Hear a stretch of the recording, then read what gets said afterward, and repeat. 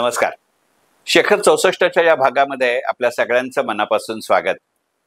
Michael Angelo याच्यावरती गुलजारने लिहिलेल्या काही कथा आहेत आणि मायकेल एंजेलो गुलजारचं शब्दचित्र असा एक लेख माझ्या मला भावलेले गुलजार या पुस्तकामध्ये आहे.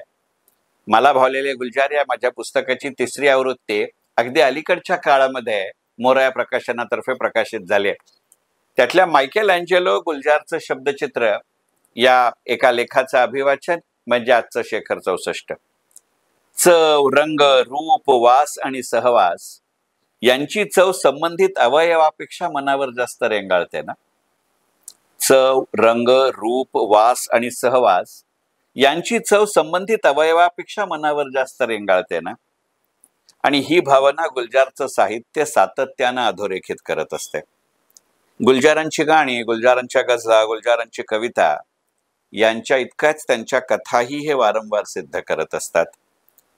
त्यांच्या रावीपार कथासंग्रहातली मायकेल एंजेलो ही कथा त्याचं समर्पक उदाहरण आहे. सुप्रसिद्ध इटालियन चित्रकार, शिल्पकार, वास्तुशास्त्रज्ञ आणि कवी मायकेल एंजेलो. 1475 ते 1564 असे 89 वर्षाची त्याची कारकीर्द आणि यांच्याविषयीची ती कथा आहे. सेंट सिस्टाईन या मिलिगोरीतील चॅपेलचं काम करताना मायकेल एंजेलोला अनुभव शब्दबद्ध करणारी अशी ही कथा आहे. जुन्या आणि नव्या करारातल्या घटना आणि प्रसंग या चॅपेलच्या भिंतीवर आणि घुमटाच्या आतील वर्तुळाकार भागांवर चित्रित करण्याचं मायकेल एंजेलोला काम मिळालं होतं. ज्याची त्याच्या लहानपणी छोट्या येशूचं चित्र काढण्यासाठी मॉडेल म्हणून मायकेल एंजेलोनं निवड केली होती, त्याच मॉडेलची निवड मारासोलनी असं त्याचं नाव पुढे येशूच्या वधाला प्रमुख हातभार लावणाऱ्या जुदासचं चित्र रंगवण्यासाठी मायकेल एंजेलो नकळतपणे करतो. हा त्या कथेचा गाभा आहे. नीट ऐका हा. ज्याची त्याच्या लहानपणी छोट्या येशूचं चित्र काढण्यासाठी मॉडेल म्हणून मायकेल एंजेलोनं निवड केली होती, त्याच मॉडेलची निवड पुढे येशूच्या वधाला प्रमुख हातभार लावणाऱ्या जुदासचं चित्र रंगवण्यासाठी मायकेल एंजेलोनी नकळतपणे निवड केली होती. हा त्या कथेचा गाभा आहे.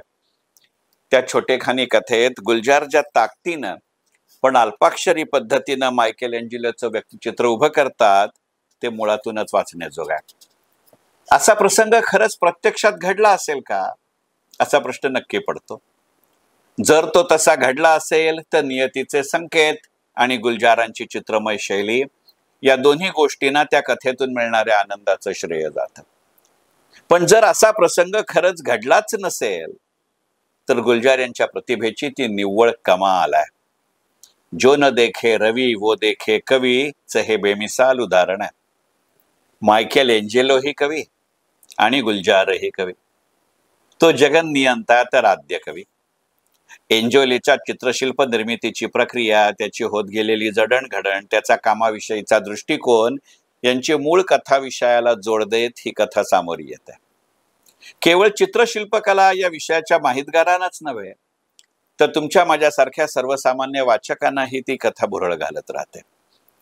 आणि गुलजार यांची मांडणी आणि त्यांची शब्दरचना याला त्याचं सारं श्रेय जातं. जणू काही गुलजारनी रेखाटलेलं मायकेल एंजेलोचं हे शब्दचित्र किंवा शब्दशिल्प.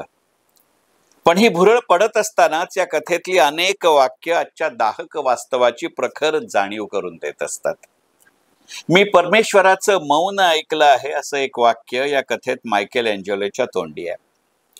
अध्यात्माचा व्यापार मांडलेल्या आजच्या जमान्यात हे वाक्य आपल्याला विविध तऱ्हेनं वारंवार अंतर्मुख करत राहतं.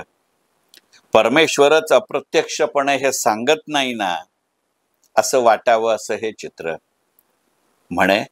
मी परमेश्वराचं मौन ऐकलं आहे. आजच्या बुवाबाजीला कंटाळून तर सर्वसाक्षी कनवाळू ईश्वर कायमचं मौन तर धारण करणार नाही ना असा प्रश्न क्षणभर तरी आपल्या मनात पाला वाचून राहत नाही. तसंच केवळ सोन्याच्या 30 नाण्यांसाठी ईश्वर स्वरूप येशूला जुदासनं रोमवासियांच्या हवाली केलं हा या कथेत येणारा संदर्भ वाचताना तर विविध क्षेत्रात विविध पातळ्यांवर माजलेला भ्रष्टाचार आठवत राहतो.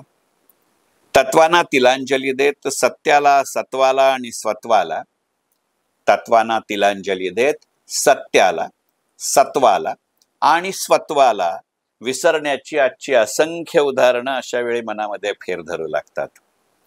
मायकेल एंजेलोनं येशूच्या आईच्या चित्रासाठी त्याच्या स्वतःच्या आईचीच मॉडेल म्हणून निवड केली.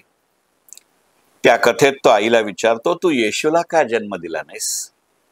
दारुड्या पतीमुळे ते शक्य नव्हतं असं ती सांगते, तेव्हा दारू प्यायलेल्या अवस्थेतलं चित्र काढून तो वडिलांच्या पलंगावर ठेवतो आणि बाजूला लिहून ठेवतो, बाबा तुम्ही असे नसता तर माझी आई मेरी होऊ शकली असते. हे खूप सांकेतिक आहे. आज वयाच्या 64व्या वर्षी आपली पुढची पिढी आपलं कसं मूल्यमापन करेल याची चिंता वाटायला लागली की हा प्रसंग मला नेहमी आठवतो.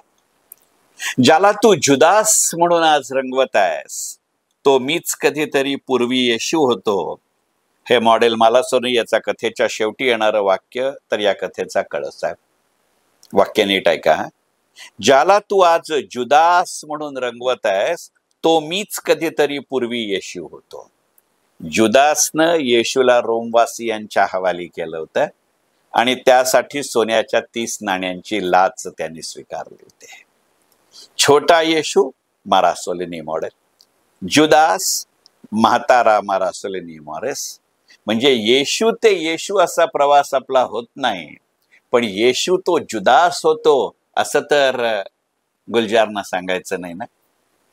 ही कथा आणि हा प्रसंग वाचत असताना ना माझ्या नकळत मला राहून राहून कुठेतरी पु ल देशपांड्यांचं वंगचित्र आहे पुस्तक आठवतं. त्या पुस्तकामध्ये एका ठिकाणी पु ल देशपांड्यांनी असं लिहिलंय की गाढवाचं पिल्लू सुद्धा लहानपणी सुंदर दिसतं. गाढवाचं पिल्लू सुद्धा लहानपणी सुंदर दिसतं, पण त्याचं वय वाढत जातं. तसं फक्त त्याचं गाढव पण वाढतं, सुंदर वाढत नाही.